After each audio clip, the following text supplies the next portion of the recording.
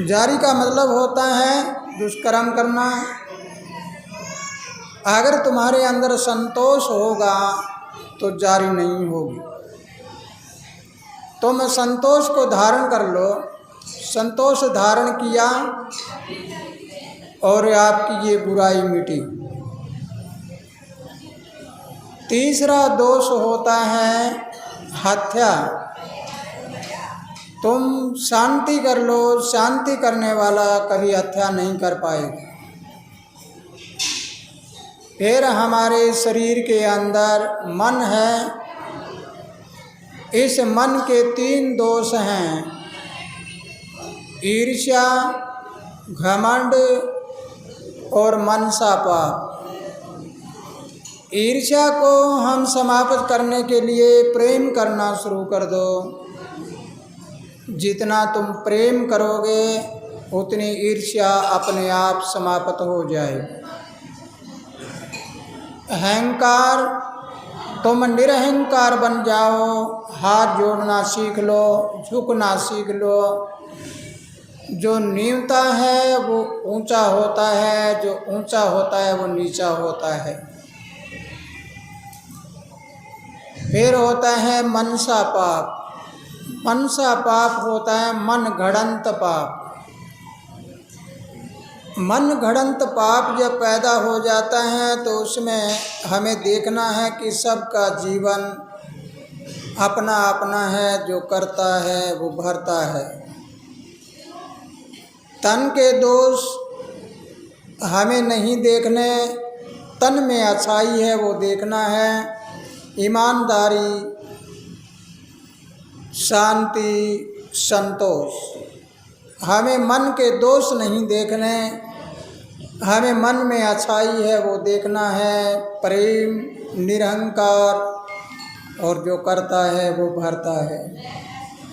फिर हमारी जबान के 4 दोष हैं, कड़वा वचन, झूठ, चुगली और चापलूसी।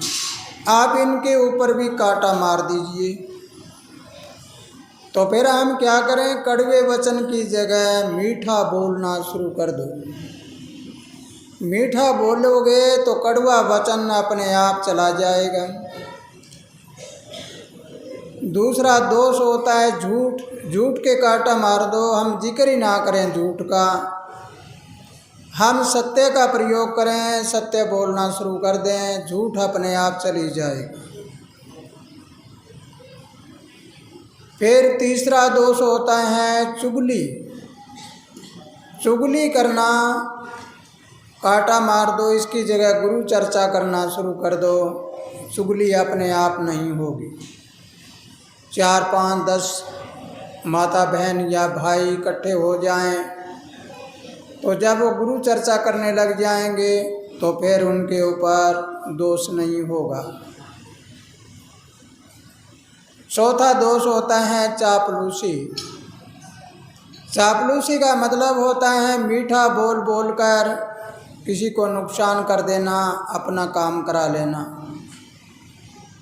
उसमें तुम कहना और करना एक कर लो, सारे दोष समाप्त हो जाएंगे।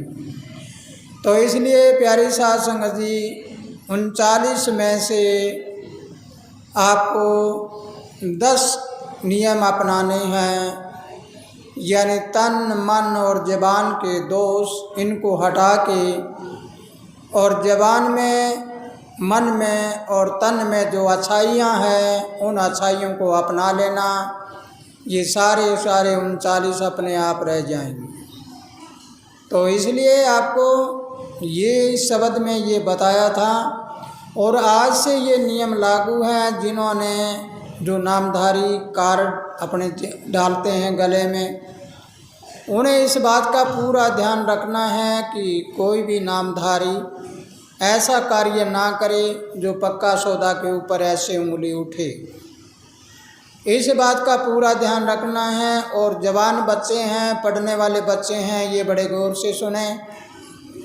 सबसे पहला तो ये होता है कि तुम पहले अपने चेहरे को देखो। कई तो बाल भी ऐसे रखते हैं, सारा दिन उन बालों में ध्यान रखते हैं, कई कपड़ों में ध्यान रखते हैं, कोई कहीं ध्यान रखते हैं। उसकी बजाय तुम ध्यान रखो अपने जीवन का निर्माण करने में। अगर तुम्हारे जीवन का निर्माण हो जाता है तो तुम्हारे आने वाली पीढ़ियां भी बहुत ऊंचाइयों तक जाएगी। तो प्यारे बच्चों, ये बात और समझ लेना है कि आजकल एक ऐसा रिवाज चला हुआ है बच्चों में, जो बच्चे यानी जो हमारी भारतीय संस्कृति है उसके खिलाफ जाते हैं। हमारा कहना है कि अंतर जातीय शादी करो, अंतर धर्म भी शादी करो, कोई हर्ज नहीं, लेकिन उसमें नियमावली होनी चाहिए। नियम के बाहर चलने वाला पक्का सौदा का नामधारी नहीं हो सकता। अगर पक्का सौदा का कोई ऐसा बच्चा है जो अपनी मनमानी करके और कहेगा मुझे यहाँ पे शादी करनी है और यहाँ नहीं करना, बेजोड़ करता है, तो वो पक्का सौदा का ना नामधारी है, ना पक्का सौदा उसी को कभी अपनाएगा, और ना ही पक्का सौदा के बारे में कभी आप सुनना कि यहाँ का कोई बच्चा ऐसा काम करता हो। तो इसलिए आज से ये नियम लागू है पूरी तरह से कि आपने अपने गले में जब अपने सतगुरु की फ़ोटो डाली है और नामधारी हैं तो नियम पर चलना आपका काम है। आपको बहुत सी बातें ऐसी बताऊंगा आज जिस पे चलने के बाद आपका तन भी शुद्ध रहेगा, मन शुद्ध रहेगा, धन शुद्ध रहेगा और शरीर की समस्त बीमारियां भी अपने आप चली जाएगी। लेकिन आधा मेरे हाथ में है, आधा तुम्हारे हाथ में है। केवल मेरे हाथ से ऐसे कुछ नहीं होता। सबको एक जैसा नाम दिया था। कोई तो नामधारी ऊपर चढ़ के नीचे आ गया, बिल्कुल नीचे आ गया, और कोई नामधारी ऐसा है जो यहाँ पर करोड़पति बन गया। कोई नामधारी ऐसा है जो यहाँ नीचे से ऊपर आके यहाँ बैठ गए, और कोई नामधारी ऐसे हैं जो कभी कहीं आते जाते रहते हैं। इसलिए मैंने किसी में फ़र्क तो नहीं रखा। वही नाम, वही काम, वही प्यार, वही प्रेम, मैंने तो सब कुछ बराबर दिया है, लेकिन लेने वाले ने क्या लिया वो उसकी मर्जी है। जैसे मैंने पहले भी बताया था कि इस नाम की कीमत जिसकी अपनी क्षमता होगी उतनी ही कीमत लगाएगा। जैसे कोई रेहड़ी वाला है जो मूंगफली बेचता है, उसको तो मूंगफली की कीमत का पता है। परचून की दुकान करने वाला है, उसको परचून के सामान का पता है। कोई सब्जी बेचने वाला है, उसको सब्जी का पता होता है। लेकिन जंवरी के पास जाओगे तो उसको हीरे, लाल पन्ना वगैरह सब का पता होता है। तो जंवरी बन के अगर आओगे तो सब कुछ पाओगे, और अगर तुम छोटी छोटी दुकानें लेकर सिर में दर्द, गोडे में दर्द, ये नहीं हुआ वो नहीं हुआ, तो दिमाग शिकायतों में भर जाएगा, और शिकायतों में दिमाग भर जाता है, वहाँ कुछ आना जाना नहीं होता। इसलिए प्यारे बच्चों, अगर ये बात आपको समझ आई है तो आज से नियम धारण कर लो। जब हमारे दिमाग में हम सोचते हैं तो मन बीमार होता है इंसान का, शरीर तो बाद में बीमार होता है। अगर मन को शुद्ध कर लेते हैं तो फिर बीमारियां शरीर में नहीं आएगी। ज्योतिष शास्त्र में कहते हैं कि ये ग्रह है, इसके ऊपर शनि की दशा है, राहु केतु की दशा हो गई, उसकी दशा हो गई, दशा होती है, ये माना जाता है, ज्योतिष शास्त्र आता है मुझे। लेकिन ये ग्रह किस पर असर करते हैं? ये उसी पे असर करते हैं जो मनोबल कमज़ोर हो, जिसका मन की ताकत कमज़ोर हो। मनोबल मजबूत होगा तो इंसान की कोई चीज़ नज़दीक नहीं लगेगी, न भूत प्रेत होगा और न कोई जिंद डाकन शारी होगी, न कोई बीमारी होगी, सब ठीक हो जाते हैं। तो प्यारे बच्चों, अगर ये बात समझ आई है तो आपको अभी अपना कदम ऐसा रखना है कि जिस कदम को आप रखो वहाँ पे ही स्वर्ण अक्षरों में वो लिखा जाए, ऐसा होना चाहिए। आप ज़रा मेरा लक्ष्य सुनिए। ये 65वां जन्म दिवस है। तो आइए चलिए अभी आगे चलते हैं कि जैसे सूरज और चांद हम आकाश में देखते हैं, ये चांद कभी इधर चला जाता है सूर्य के नज़दीक, कभी दूर चला जाता है। इस प्रकार तुम्हारा ये बायां सवार ये चंद्रमा है, ये कभी तो इसके नज़दीक यहाँ चला जाता है, कभी नीचे आ जाता है। नीचे आ जाता है तो अमावस्या हो जाती है, ऊपर चला जाता है तो पूर्णिमा हो जाती है। इसलिए प्यारे बच्चों, पहला काम है मनोबल मजबूत करना, मन की ताकत को मजबूत करना। अपनी बीती कहानी बताता हूँ आपको कि जब मेरी आयु 3-4 वर्ष की थी, तभी से लगातार ऐसी अवस्था आई है कि मृत्यु बिल्कुल सामने खड़ी है। जैसी माइक है, ये मृत्यु खड़ी है, इसने कहा कि मैं आ चुकी हूँ, मैंने कहा आ जाओ, कोई बात नहीं। चलता रहा, आगे चलता रहा, घोर आपत्तियों का सामना करते हुए चलता रहा। और रास्ते में बड़ी बड़ी खाइयाँ आई, बड़ी बड़ी लंबी सूढ़ें आई, सूढ़ी भी आई, भयानक जानवर भी आए, और पता नहीं कितने कितने डरावने रास्तों में मुझे ऐसी आपत्तियों को सहन करना पड़ा। लेकिन मनोबल मजबूत होने के साथ एक उस आवाज़ ने, उस वाणी ने, उस परमात्मा की आवाज़ ने मेरा साथ दिया। जब वो मेरे साथ था तो दुनिया मेरे साथ है, अगर वो मेरे साथ ना हो तो कौन मेरे साथ होगा। संसार क्या है? संसार केवल मतलब का है, स्वार्थ का है।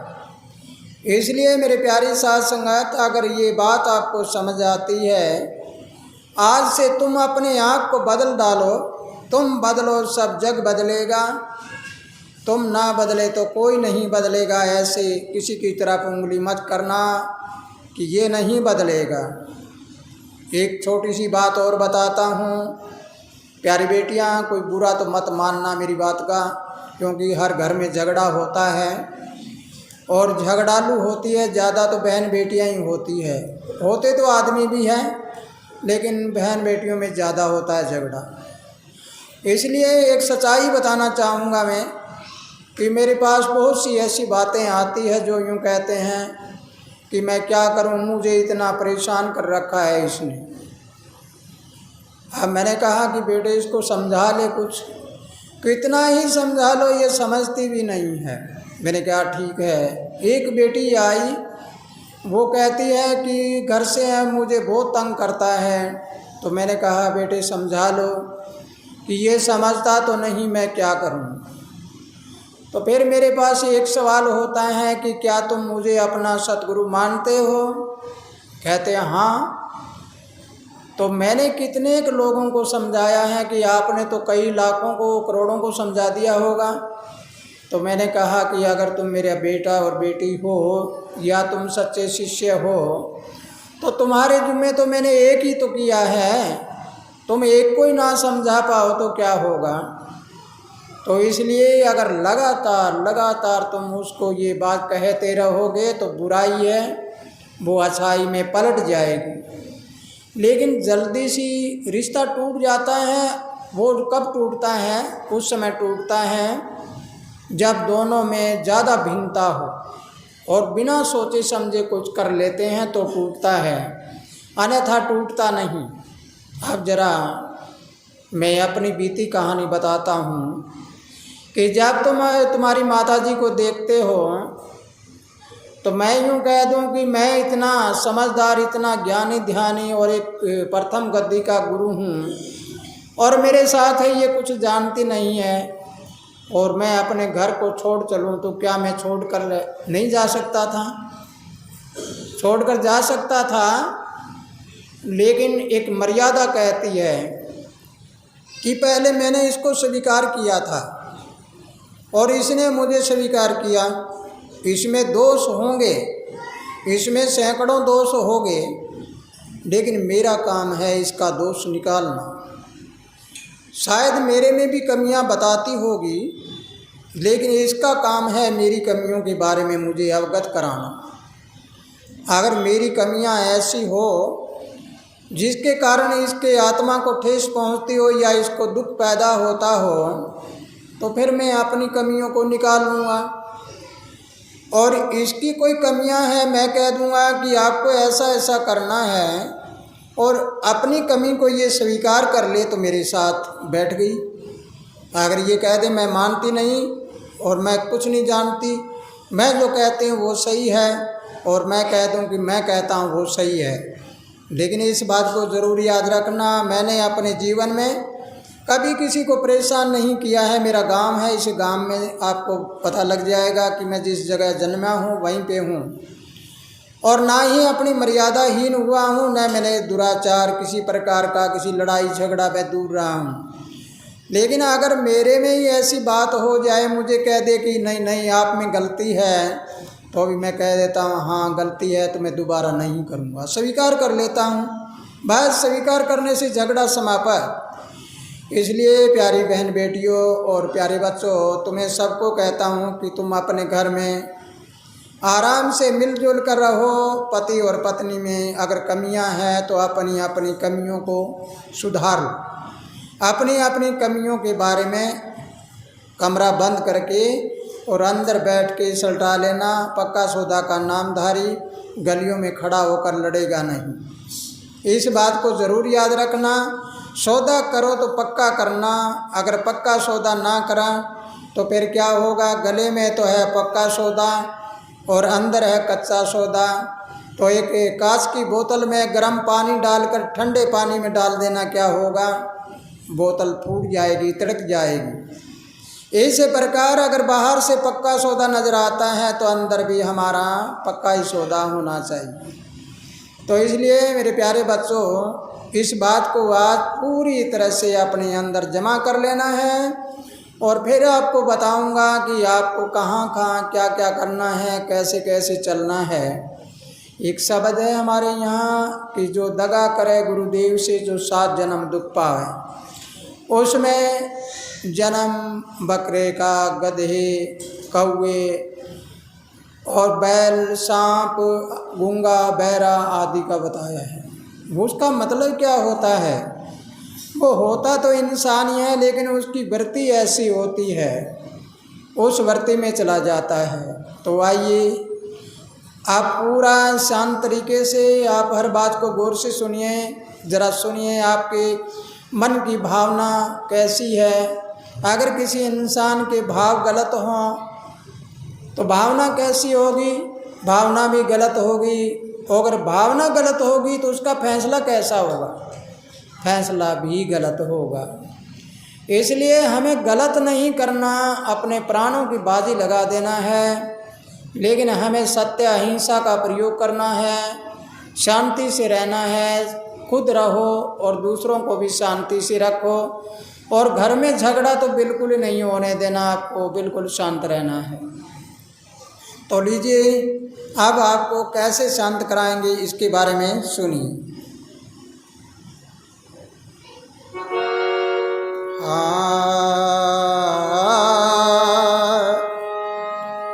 सतगुरु तू ही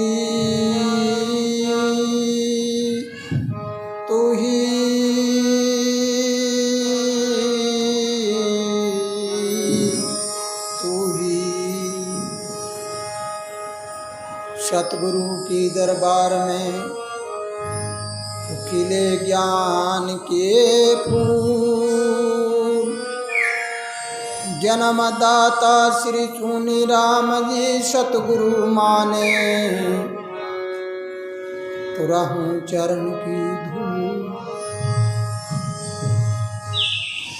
आप बंदा बड़ा हो जाता है। हमारे प्रेमी जन, हमारे यहाँ के शिष्य भी बहुत बड़े बड़े हैं, लेकिन बड़े वो कैसे हैं? फिर बड़ा हुआ तो क्या हुआ, जैसे पेड़ खजूर। एरे पक्षी को छाया नहीं तो फल लगे अति दूर। बड़ा हुआ तो क्या हुआ, जैसा पेड़ खजूर, राही को छाया नहीं तो फल लगे ते अति दूर।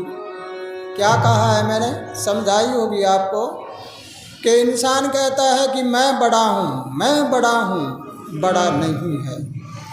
बड़ा हुआ तो क्या हुआ, जैसे पेड़ खजूर का पेड़ बहुत बड़ा होता है, फल ऊंचे लगते हैं, उसका फल जल्दी से कोई नहीं खा सकता, और चलते हुए राही को या पक्षियों को ठिकाना नहीं होता उसके लिए। इसलिए हमें क्या करना चाहिए, बड़ा अगर हो गया तो हमें ज़्यादा से ज़्यादा परोपकार करना है, दूसरों की भलाई करना है।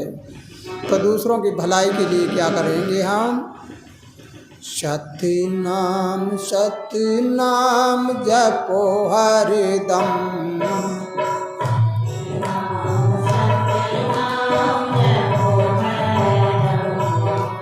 सतनाम सतनाम जपो हरदम, सतनाम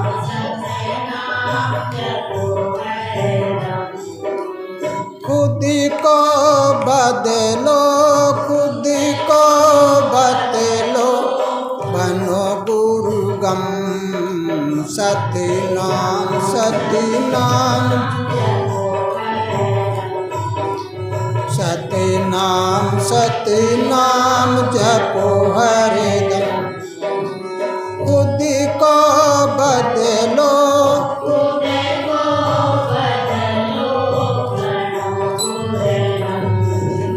सतनाम सतनाम जपो हरदम, सतनाम सतनाम।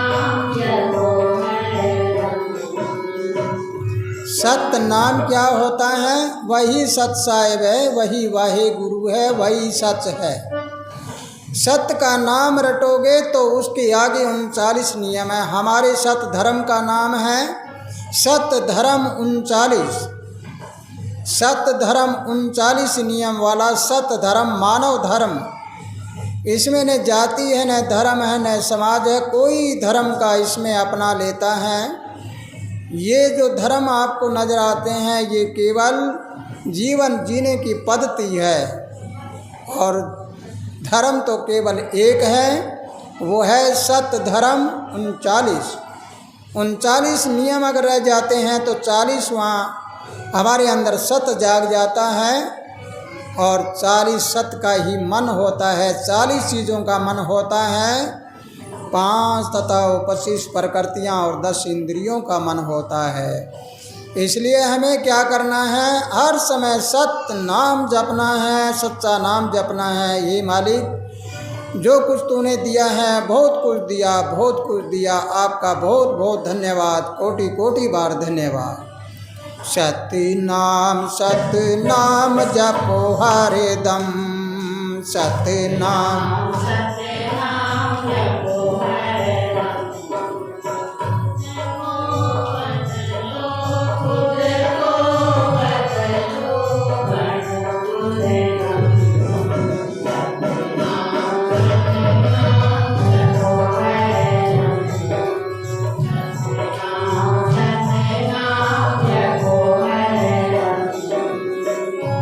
कन कन में मेरा सतगुरु दाता, कन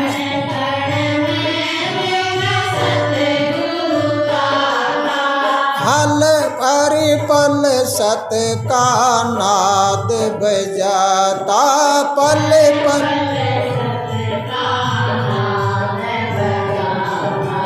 कन कन में मेरे सतगुरु दाता,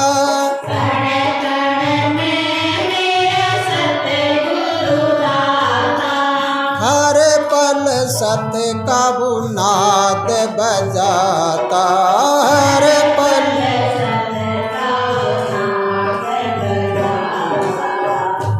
खोज के देखो तो मिट जा भरम, खोज के सारा मिट जा भरम, खुद को समझो, खुद को बदलो,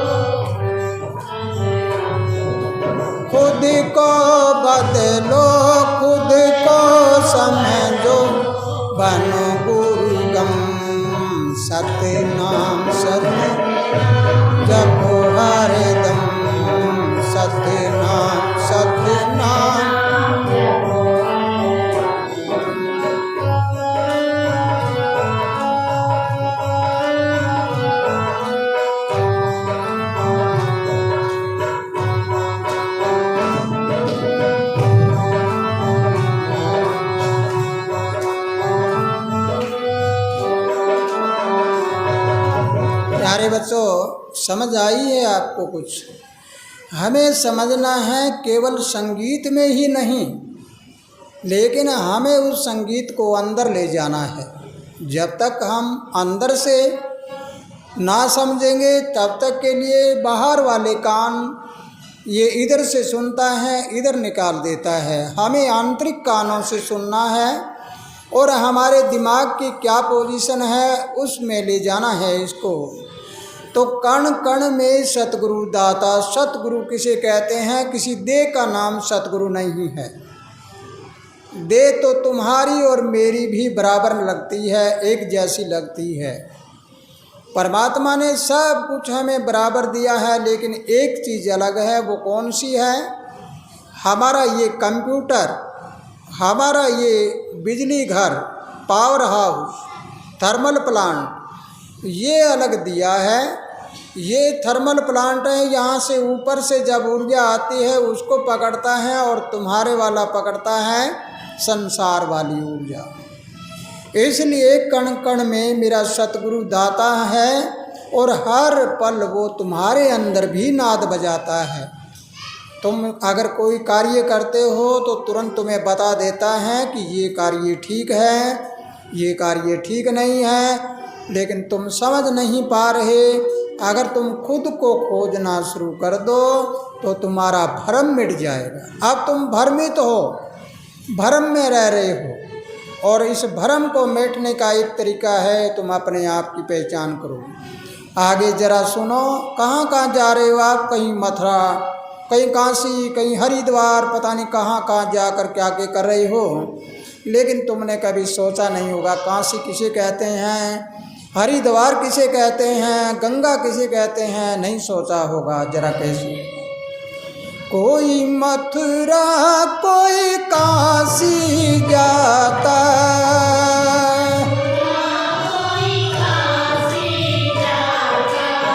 भव सागर में गोते खाता,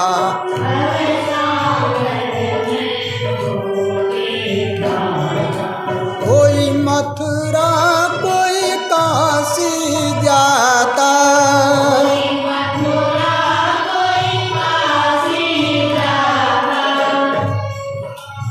भव सागर में ये गोते खाता, भव सागर में गोते खाता। जान सके ना ये अपने कर्म, जान सके अपने कर्म, खुद को बदलो, खुद को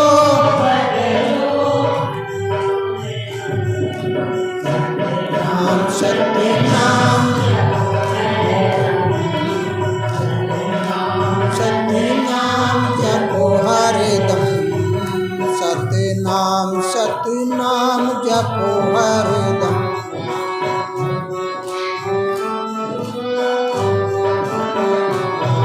प्यारे बच्चों, आप बहुत गौर से सुनना है आपको। यात्रा करो, मथुरा जाओ, काशी जाओ, हरिद्वार जाओ, कहीं पे जाओ, वहाँ किसी महापुरुष ने अपने चरण रखे हैं, वहाँ पर किसी महापुरुष ने अवतार लिया है, इसलिए वो पावन और पवित्र भूमि है। आपको जानना है कि जहाँ हम आज बैठे हैं ये भी एक जंगल भूमि थी यहाँ पर, और यहाँ पर रात को निकलते हुए डर लगा करता था लोगों को। आज इस भूमि में क्या हो गया, जब दरवाजे के सामने कोई आता है तो आते ही शांति महसूस करता है। इसका मतलब क्या है? ये भूमि पुकार रही थी किसी तपस्या को। जब इस तपस्या को पुकार रही थी, यहाँ पर तपस्या करके, और जिस दिन मैं भी एक दिन चोला छोड़कर जाऊँगा तो फिर पीछे क्या होगा, कभी सोचा आपने? ये भी एक पूजनीय स्थान बन जाए। फिर कहेंगे वहाँ पर माथा टेक कराओ, वहाँ महापुरुष जन्मा था, वहाँ ऐसा हुआ था। लेकिन जब कोई महापुरुष मौके पे हाजिर होता है, उस समय हम नहीं समझ पाते कि महापुरुष को कैसे समझना होता है, कैसे जानना होता है। तो इसलिए मेरे प्यारे ज्ञानी पुरुषों, प्यारी साध संगत जी, अगर ये बात आपको समझ आई है तो पहले तुम्हें अपने अंदर की यात्रा करनी है। अंदर की यात्रा कैसे करोगे? जैसे आप ऐसे ध्यान लगाकर बैठोगे तो हमारे शरीर में हाथ है, तो हाथ को क्या कहूँगा? मेरा हाथ, मेरा पैर, मेरे हाथ में दर्द है, मेरा हाथ ऐसा है, मेरा सिर ऐसा है। वो मेरा कहने वाला कौन है? कभी आपने सोचा है? शरीर है एक, तो एक हमारा मन है, एक आत्मा बताते हैं, और बोलता है ये कौन है? इसके बारे में तो आपने कभी सोचा भी नहीं होगा। बोलने वाला कहता है कि मेरे ये चीज़ है, बोलने वाला कहता है मेरी आत्मा। जैसे हमारी विनती में कहते हैं कि आओ सतगुरु प्यारे, मेरी आत्मा पुकारे, तो तुम पूछो अरे भाई तुम कौन हो बोलने वाले? तुम कहते हो मेरी आत्मा पुकारे, लेकिन संत महात्मा कहते हैं आत्मा अजर अमर है, वो आत्मा न जन्मती न मरती, तो फिर मैं क्या हूँ? अगर तुमने मैं की खोज कर ली तो तुम्हें ये पता लग जाएगा कि मैं हूँ क्या और मुझे क्या करना चाहिए था, कहाँ से मैं आया, कहाँ मुझे जाना, और मेरे साथ क्या है। मेरे साथ मेरा मन, मन मेरा है, आत्मा मेरी है, तो मैं बोलता पुरुष हूँ कौन? मैं एक जीव हूँ। तो आप सोचिए मुक्ति किसको होनी है? आत्मा को होनी है या मन को होनी है?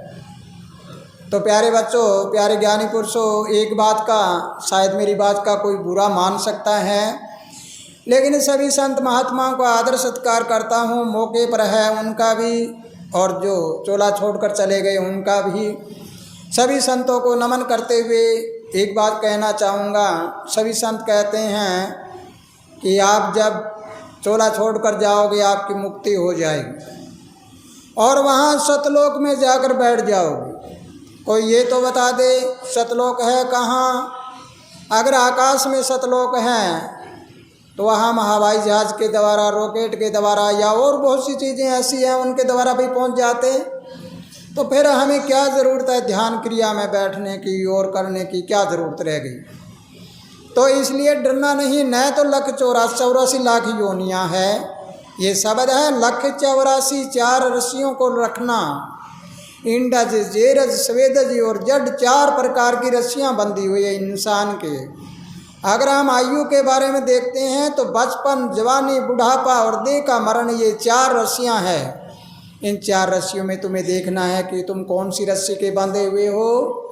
जैसे एक जवान है, जवान को पूछे कि तू कौन सी रस्सी में बंधा हुआ है, वो जवानी की रस्सी में, और जवानी की रस्सी में होता है अहंकार।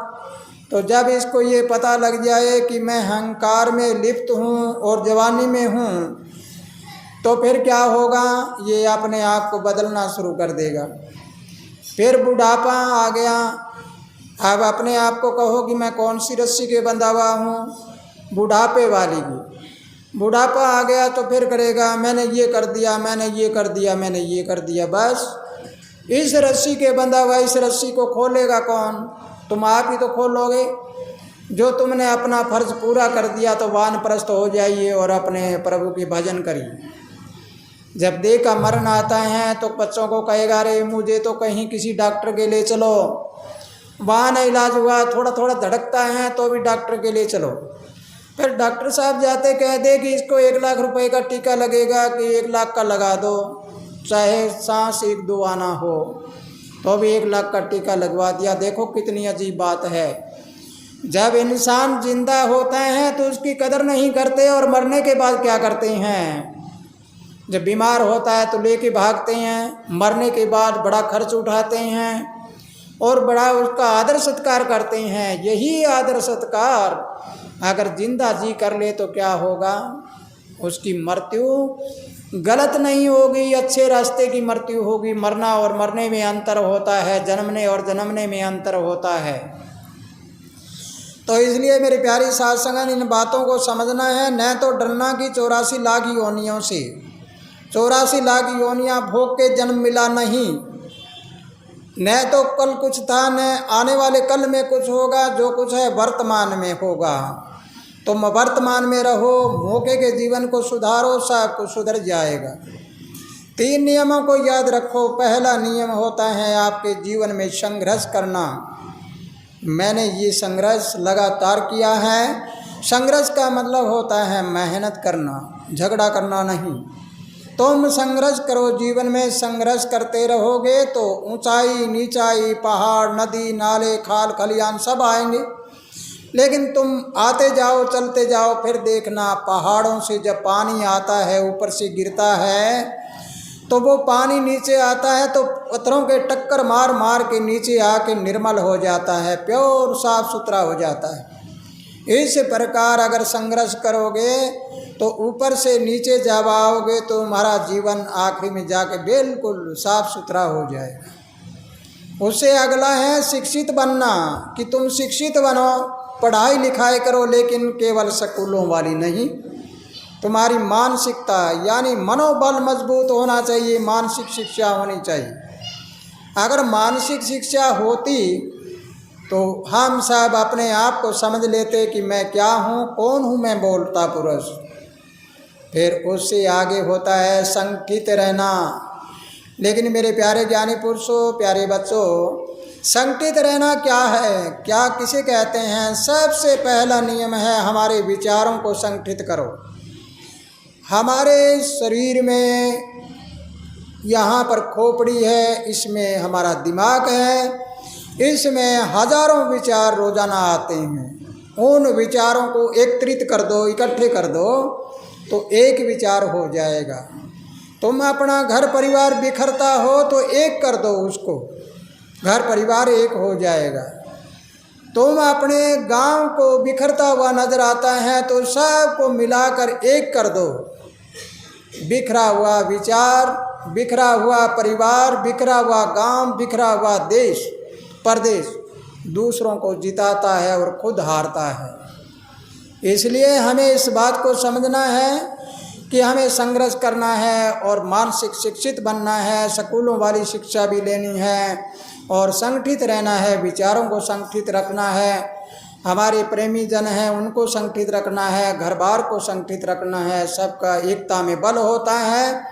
1 2 3 का क्यों आवाज़ लगाते हैं, कोई खींचते हैं 1 2 3, तीसरी ताकत सतगुरु की होती है। इसलिए 3 कहने पर एकदम सबकी इकट्ठी ताकत लगती है।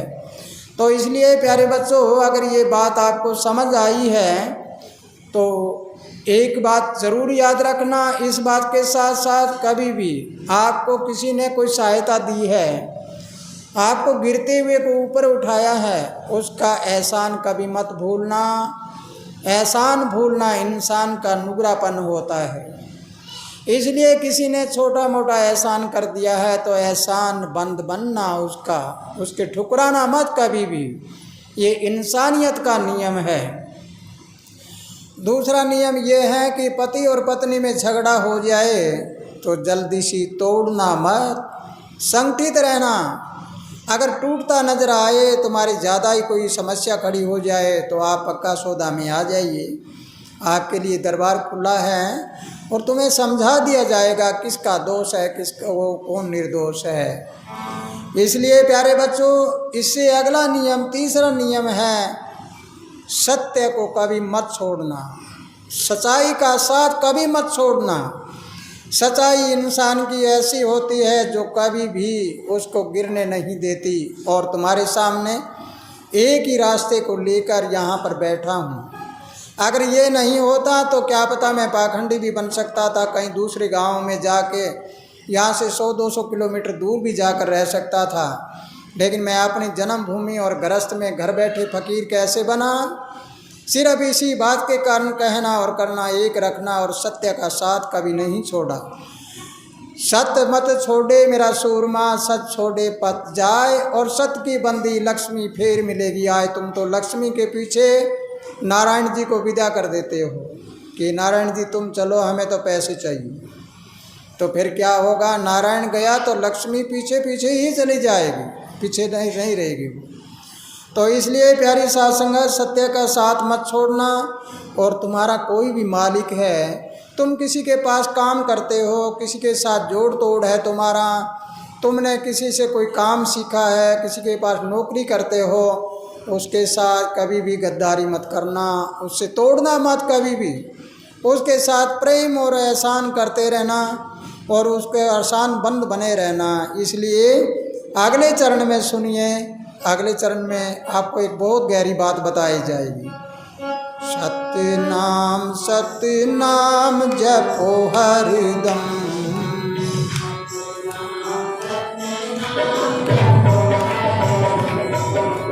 सतनाम सतनाम जपो हरदम। खुद को बदलो, खुद को बदलो, बनो गुरुगम। नाम सतनाम जपो हरदम, नाम सतनाम जपो हरदम।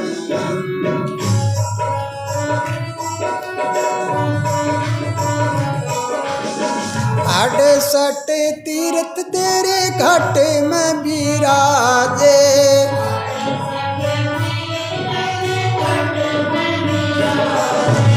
स्वर्ग नरक का टंका बाजे, स्वर्ग नरक का। 68 तीर्थ तेरे घट में विराजे,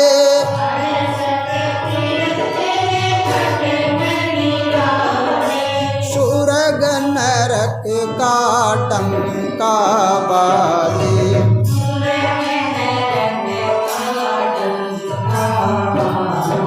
फिर आपको क्या करना है? देख के समझो तुम्हें अपना धर्म, देखो तुम्हें अपना धर्म।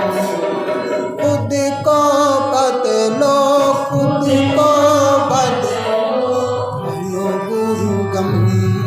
सतनाम सतनाम जपो हरदम, सतनाम सतनाम जपो हरदम।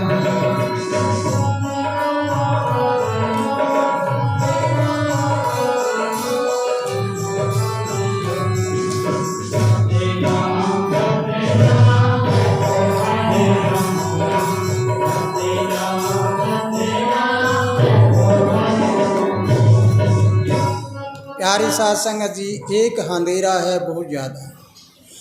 68 तीर्थ बताते हैं, 60 8 68 नहीं।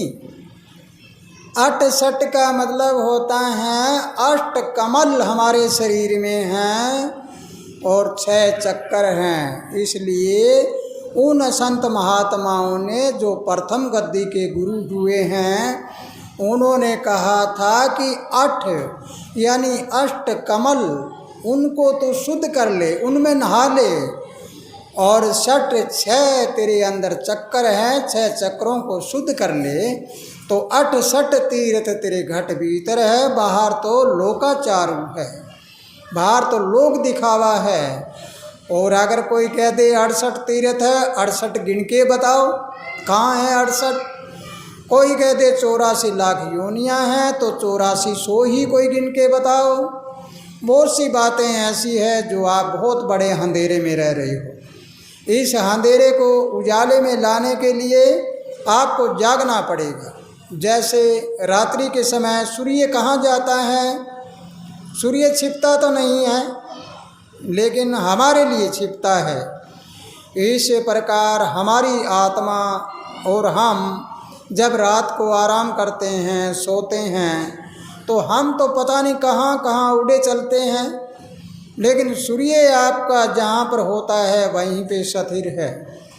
इस प्रकार जब सूर्य उगता है तो उगते समय भी अंधेरा होता है, उसको क्या कहते हैं? सुबह का उजाला। और जब सूर्य छिपता है तो भी अंधेरा होता है। अंधेरे और अंधेरे में अंतर है। सुबह वाला अंधेरा यूँ कहता है उजाला होने वाला है, और शाम का अंधेरा कहता है कि अब रात होने वाली है। इसलिए इस अंधेरे और उजाले को, दिन और रात को, सूर्य और चंदा को समझना है।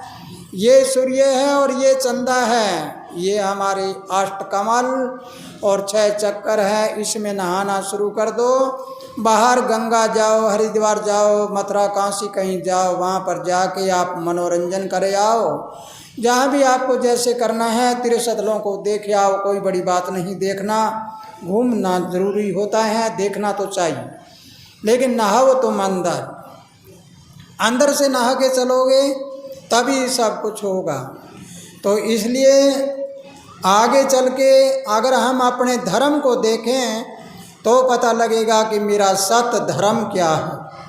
अगर मैं सत धर्म को समझ लेता हूँ तो सब कुछ आ गया। आप जरा सुनिए आगे इस शब्द का निचोड़ सुनिए क्या है।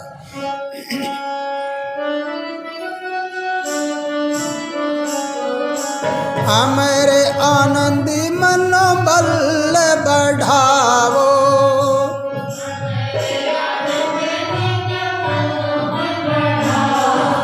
हर पल गुण सतगुरु के गावो, हर पल गुण सतगुरु के गावो।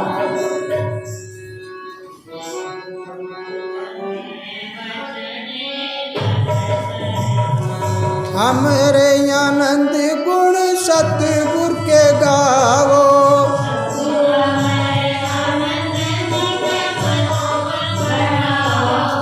हर पल गुण सतगुरु के गावो।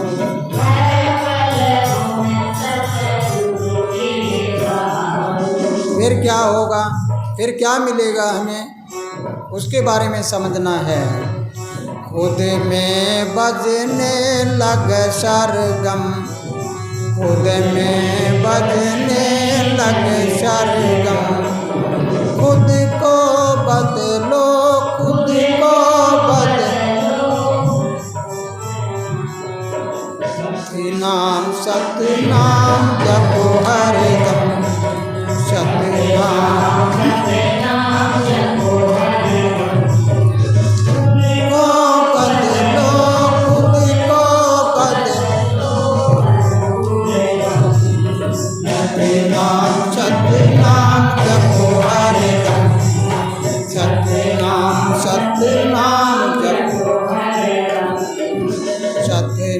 सतनाम जपो हरदम। प्यारी साध संगत जी, समझ आया है आपको कि सतनाम क्या होता है, सतगुरु क्या होता है। तुम अंधेरे में हो या उजाले में हो, ये आपको समझ आया होगा।